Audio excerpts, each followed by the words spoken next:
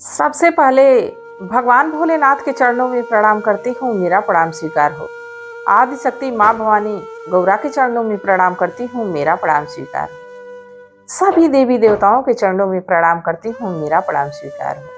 आप सभी गुरु भाई गुरु बहनों के चरणों में प्रणाम करती हूँ, मेरा प्रणाम स्वीकार हो। गुरु भाई गुरु बहनों, आप लोगों के साथ से, आप लोगों के सपोर्ट से महादेव की कथा और शिष्यों तक पहुंचती है। तो आप लोगों से हाथ जोड़ के यही निवेदन है कि आप लोग जैसे अब तक हमारा साथ निभाएं, आगे भी निभाते रहिए। कथा को ज़्यादा से ज़्यादा शेयर करिए ताकि महादेव की कथा और शिष्यों तक पहुंच सके। अगर जो आप लोग चैनल पे नए हैं तो सब्सक्राइब कर लीजिए ताकि जो भी वीडियो पड़े, जो भी कथा पड़े, वो आप लोगों तक आसानी से पहुंच जाए। कमेंट में महादेव का नाम जरूर लिखिए। महादेव का नाम लिखने से, बोलने से सारे कष्ट दूर हो जाते हैं। और जब कथा भगवान की चल रही हो, चर्चा भगवान की चल रही हो, तो इसको पूरा सुनना चाहिए। आधा अधूरा सुनने पे एक तो कोई ज्ञान नहीं प्राप्त होगा और दूसरा महादेव का अपमान।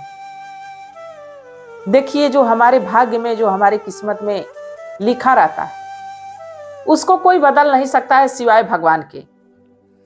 हम लाख चतुराई करें, लाख जतन करें, पर होना वही है जो हमारे भाग्य में लिखा है। सुख लिखा है तो सुख भोगना है, दुख लिखा है तो दुख भोगना है। हाँ, प्रभु का अगर जो साथ हो, उनका सहारा हो, तो कठिन रास्ता भी आसान हो जाता है। तो इसलिए जो भी गुरु भाई गुरु बहन शिव को अपना गुरु नहीं बनाए हो, शिव को गुरु बना ले। जब आप शिव को अपना परिवार का हिस्सा बना लेंगे, एक परिवार का सदस्य मान लेंगे, तो कैसे आपसे दूर जा सकते हैं, कैसे आपसे पीछा छुड़ा सकते हैं। और भगवान को खोजने जाने की जरूरत नहीं है, भगवान तो स्वयं आपके पास ही रहते हैं। बस ध्यान से देखने की जरूरत है। तो आज इसी विश्वास, इसी भरोसे पे एक आधारित कथा है। कथा को अंत तक देखिएगा, कथा बड़ी सुंदर। देखिए, एक गांव में, एक राज्य में एक राजा थे। राजा रानी दोनों शिव भक्त थे। जहां राजा साहब का महल था, वहां से कुछ दूर पे बहुत ऊंची पहाड़ी थी।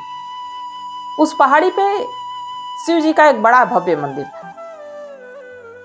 तो राजा और रानी का प्रतिदिन का काम था कि पहाड़ी चढ़ के जाते, महादेव के दर्शन करते, फिर पहाड़ी उतर के अपने राजमहल आते। इसके बाद कोई कार्य दिन का शुरू होता है। क्योंकि राजा बड़े धार्मिक स्वभाव के थे, धर्म को बहुत ज्यादा मान देते थे। धीरे धीरे समय बीतता रहा। अब सब ये सोचेगा कि जब शिव शिष्य है तो क्यों इतना कष्ट है। अरे, जो हमने कर्म किया उसका भोग तो हमें उठाना ही है। हाँ, शिव शिष्य हैं तो हो सके उनकी कृपा हो जाए।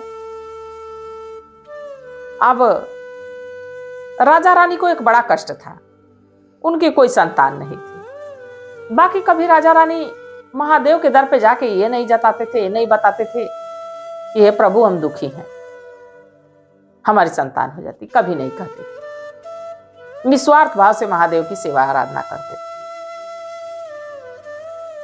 अब मैया पार्वती भगवान भोलेनाथ से एक दिन बैठी बैठी कह रही हैं, भगवान, ये भले आपके शिष्य कुछ कहें या ना कहें, इनका दुख हमें देखा नहीं जाता। इनका इतना बड़ा राजपाट है, इतना धन दौलत है, और प्रतिदिन आपको इतना मानते हैं, प्रतिदिन आपको इतना दूर चोटी पे चढ़ के आते हैं, आपकी पूजा आराधना करते हैं, आपको प्रसन्न करने की कोशिश करते हैं, और आप इनकी सुनते नहीं हैं। भगवान भोलेनाथ कहे कि सब तो सुनता हूं, कहाँ ये कुछ कहते हैं। मैया पार्वती कहीं कि कभी कभी कुछ बिना कहे कर देना चाहिए। भगवान भोलेनाथ कहे कि सब चीजों का समय होता है, जब समय आएगा तो सब संभव हो जाता है, असंभव भी संभव हो जाता है।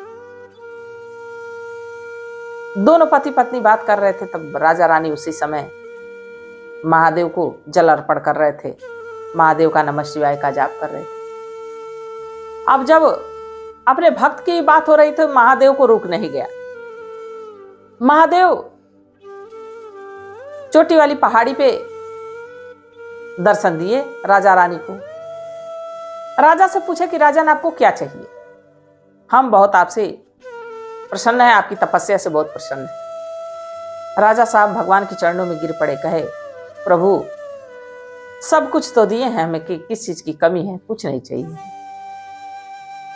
भगवान भोलेनाथ कहे कुछ तो देखिए मनुष्य का जीवन जो है कि जितना सरल है उतना ही कठिन भी। अब राजा साहब अपनी व्यथा को छुपा नहीं पाए। राजा साहब कहे कि भगवान सब कुछ तो है पर संतान नहीं है। भगवान कहे कि ये तो आपकी किस्मत में नहीं है। हाँ, कुछ समय के लिए आपकी संतान हो सकती है।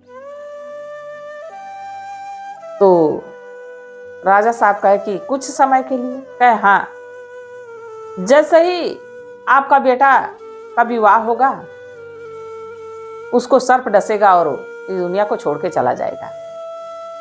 अगर जो इतने दिनों का आपको संतान मंजूर है तो हो सकता है। राजा कहे कि बाज बाजिन बन के जीने से बढ़िया है लोग हम लोगों को देख के रास्ता बदल लेते हैं कि बाज बाजिन दिख गए, हमारा काम विफल हो जाएगा। हम लोगों को संतानहीन समझते हैं, तो कम से कम इस कलंक से तो छुट्टी मिल जाएगी और कुछ समय तो हम लोग अपने बच्चे के साथ अपना जीवन खुशी खुशी गुजार लेंगे। हमें मंजूर है भगवान। भगवान तथास्तु कहे, अंतर्ध्यान हो गया। अब राजा तो इस बात को जान रहे थे, बड़े चिंतित थे। धीरे धीरे समय बीतने लगा। एक दिन पता चला कि रानी गर्भवती है। मानो राजमहल में खुशी की लहर दौड़ गई। सभी लोग प्रसन्न, पर राजा प्रसन्न नहीं थे। राजा साहब प्रसन्न नहीं थे। राजा साहब तो सारी बात जानते थे कि जो हमारा संतान होगा, जैसे उसका विवाह होगा, उसको सर्प डसेगा, उस दुनिया को छोड़ के चला जाएगा। वो दुखी थे। रानी राजा से पूछी कि राजा साहब, इतनी बड़ी खुशखबरी है, इतनी बड़ी बात है और आप प्रसन्न नहीं लग रहे हैं। आपको हमारी संतान से प्रसन्नता नहीं दिखी आपके चेहरे पे। राजा साहब का भाग्यवान, ऐसी बात नहीं है। इतने दिनों के बाद इतनी बड़ी खुशी मिली है, मैं इसको संभाल नहीं पा रहा। नहीं तो प्रसन्न तो मैं भी हूं। अब धीरे धीरे गुरु भाई गुरु बहनों समय बीतने लगा। 9 महीने के बाद रानी की उदर से एक संतान की प्राप्ति हुई। राजा को एक बेटा हुआ। राजा रानी दोनों प्रसन्न। राजमहल में खुशियां ही खुशियां, चारों तरफ ढोल नगाड़े बजने लगे।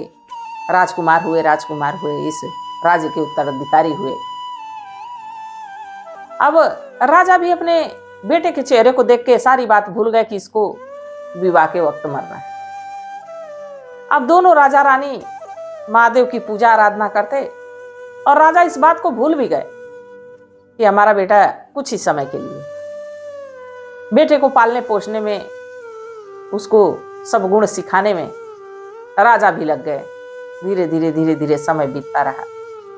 राजकुमार 1 साल के हुए, 2 साल के हुए, 4 साल के हुए, 8 साल के हुए। अब ऐसे करते करते राजकुमार 16 वर्ष के हो गए। अब जब 16 वर्ष के हो गए तो राजा का राजपाट था ही। दूसरे दूसरे राज्यों से राजकुमार के लिए रिश्ता आने लगा।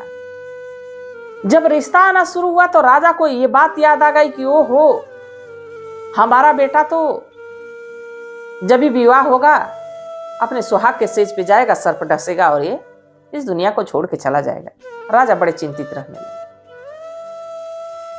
राजा कहे कि एक ऐसे महल का निर्माण हो जिसमें हवा ना जा सके, जिसमें चींटी तक ना जा सके, ऐसे शीश महल का निर्माण किया जाए जिसमें हमारे बेटा और बहू रहे।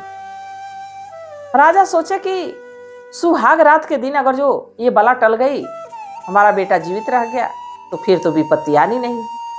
शीश महल की तैयारी चलने लगी। जो मिस्त्री थे जो उसको बनाने वाले थे, बड़ी मेहनत और बड़ी लगन से शीश महल को तैयार करने लगे। धीरे धीरे 1 साल का समय बीत गया, शीश महल बन के तैयार हो गया।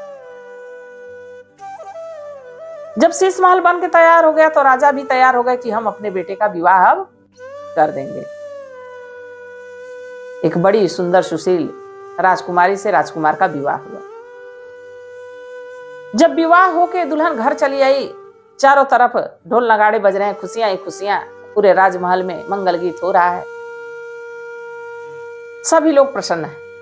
पर राजा चिंतित है कि आज की रात्रि तो बड़ी काली रात है, आज की रात्रि जल्दी समाप्त नहीं होने वाली है। अब सभी पहरेदारों से आदेश दिए कि आज कोई सोएगा नहीं, सभी जागेगा और शीश महल की निगरानी में रहेगा कि वहां एक चींटी तक, एक परिंदा तक पर ना मारे, क्योंकि शीश महल में हमारे बेटे और बहू आराम करेंगे। अब दुल्हन को शीश महल पहुंचा दिया गया।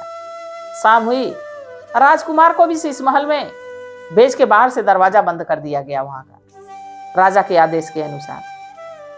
पर गुरु भाई गुरु बहनों, कहता है ना कि सोने का पिंजड़ा भी बनवा लो, मौत आनी है तो उस पिंजड़े में भी घुस जाएगी।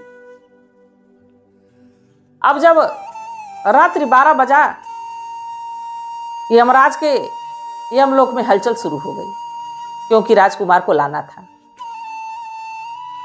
और वो भी एक शिव शिष्य के बेटे को। और यहां तक कि जो राजकुमार की पत्नी आई थी वो भी शिव शिष्या थी।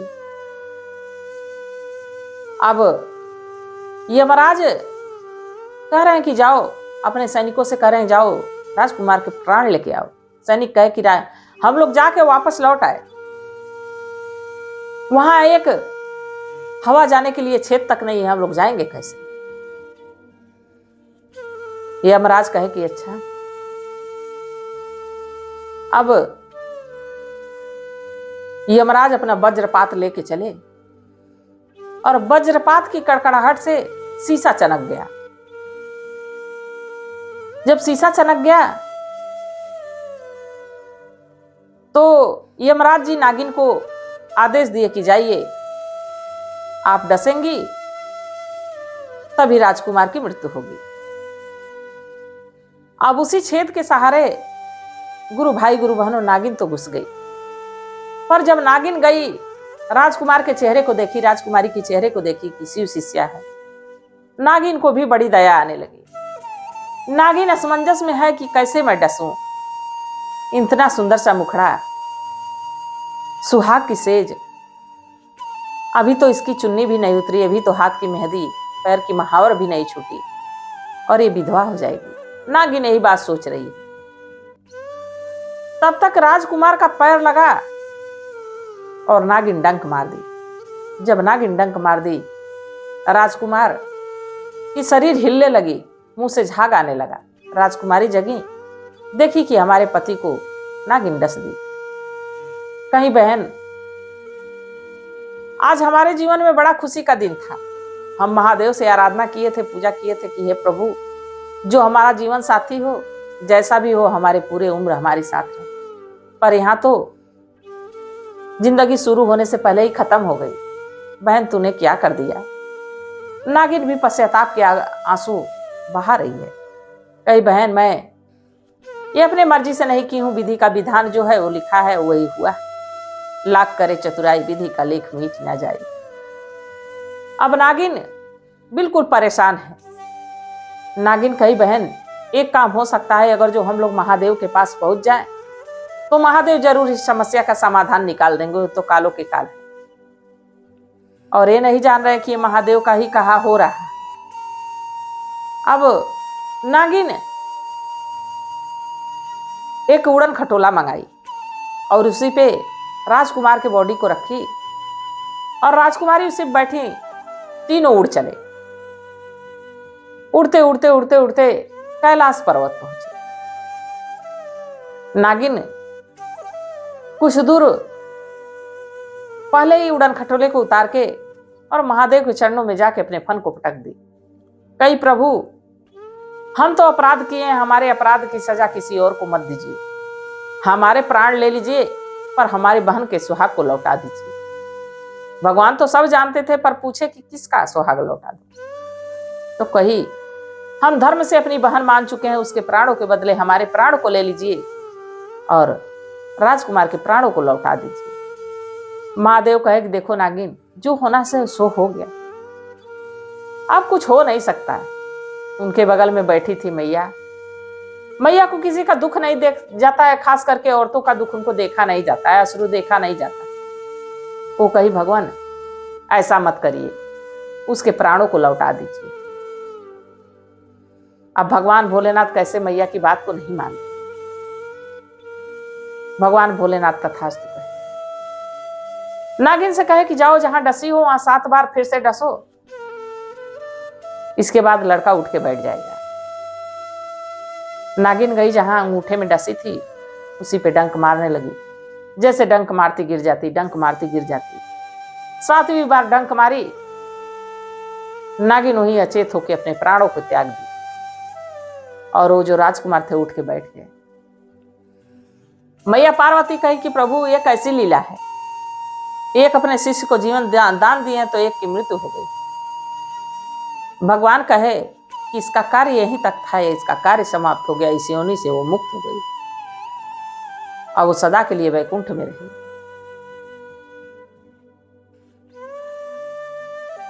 राजकुमार और राजकुमारी फिर उसी उड़न खटोले से अपने राजमहल पहुंचे। सारी घटना की जानकारी राजा साहब को, रानी को हुई। महादेव की जय जयकार पूरे राजमहल में गूंजने लगी। राजा आदेश दिए कि अब हमारे राज्य में एक भव्य शिव मंदिर का निर्माण होगा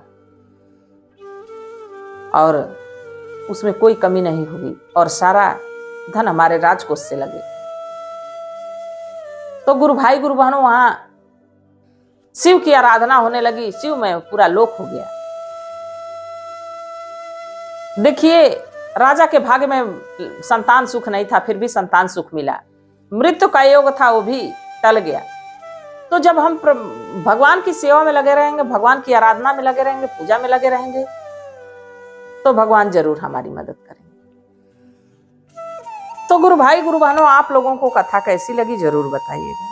मैं भी महादेव से प्रार्थना करती हूँ कि हे भोलेनाथ, हे शिव गुरु, जो इस कथा को देख रहा है, सुन रहा है, सब पे अपनी दया दृष्टि बनाए रखे। इसी कामना के साथ हर हर महादेव।